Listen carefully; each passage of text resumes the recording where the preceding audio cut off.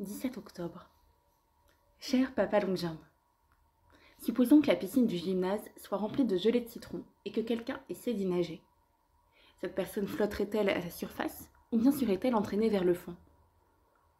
Il y avait de la gelée de citron au dessert quand le problème a été soulevé.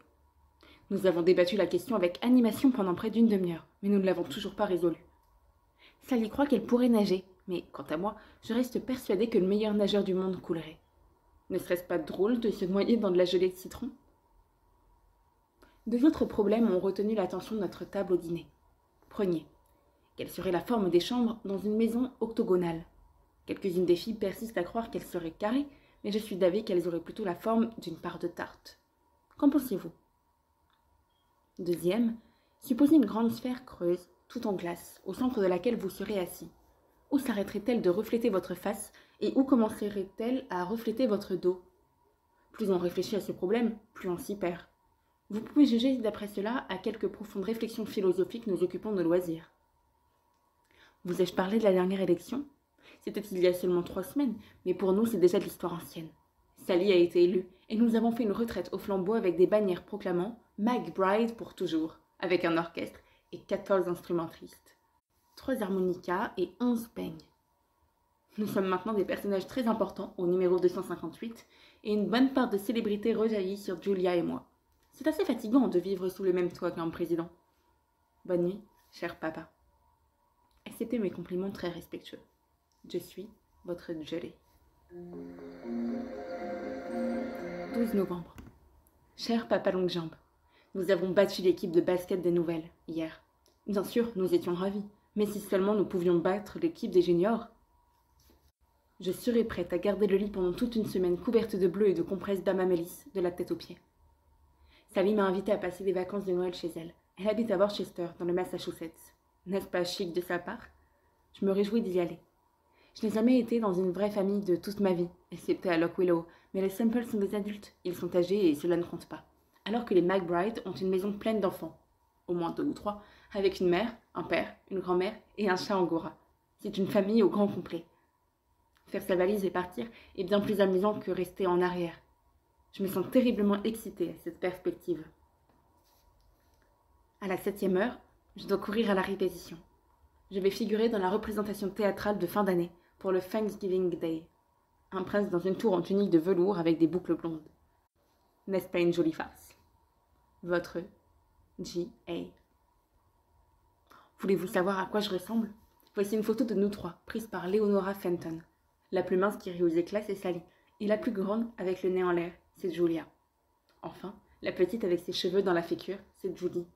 Elle est plus belle que ça en vérité, mais elle avait le soleil dans les yeux. Stonegate, Worcester, Mass, 31 décembre.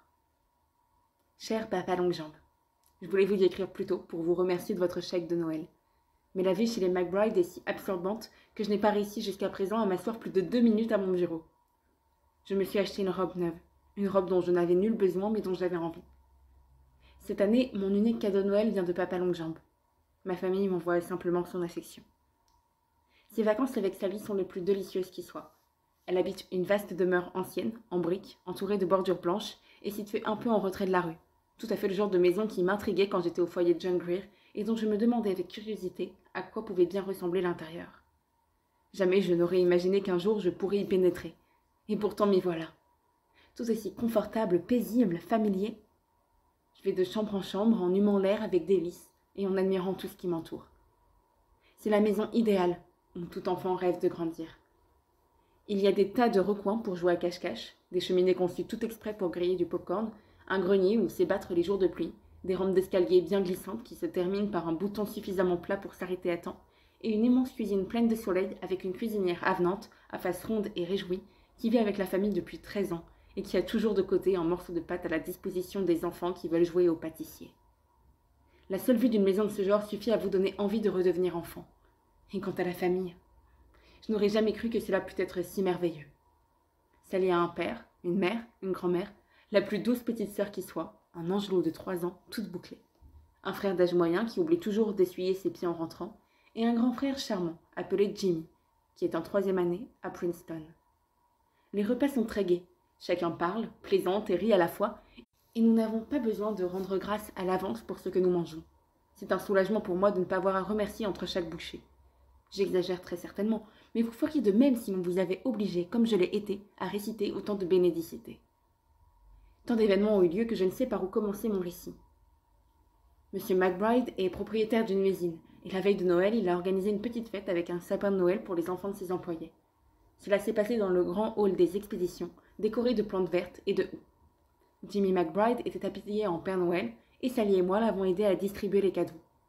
Je vous assure, papa, que cela m'a fait une drôle d'impression. Pendant quelques instants, je me suis sentie aussi généreuse qu'un bienfaiteur du foyer de John Grier. J'ai embrassé un adorable petit garçon tout poisseux, mais je ne me suis pas risquée à caresser aucune de ces têtes charmantes du revers de la main. Et 2 jours après Noël, on a donné un bal à la maison, en mon honneur. C'était mon premier vrai bal. Au collège, cela ne compte pas car nous dansions entre filles. Je portais ma nouvelle robe du soir blanche, votre cadeau de Noël. Encore mille merci. De longs gants blancs et des escarpins en satin blanc. La seule ombre au tableau sur ce bonheur parfait, total, absolu, c'était que Mrs. Lippett n'ait pas pu me voir mener le cotillon au bras de Jimmy McBride.